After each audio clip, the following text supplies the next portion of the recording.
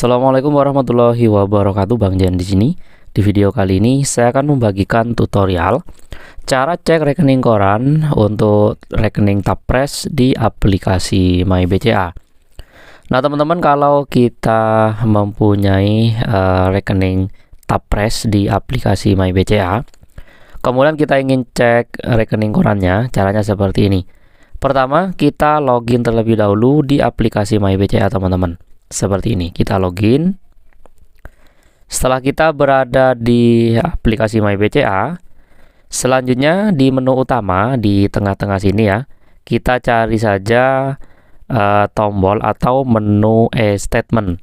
Nah, di sini ada e-statement. Kalau misalnya di menu utama tidak ada, kita ketuk saja di semua menu yang ini. Kemudian kita scroll, cari saja e-statement. Nah, di sini pasti ada e-statement, teman-teman. Di e-statement ini kita ketuk pilihan rekening dana nasabah yang ini. Nah, ini kita ketuk rekening dana nasabah.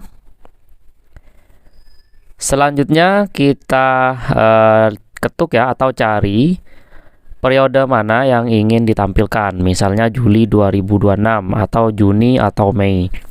Saya akan menampilkan Juli 2026 ya sebagai contoh. Jadi kita tinggal ketuk tombol tampilkan yang ini.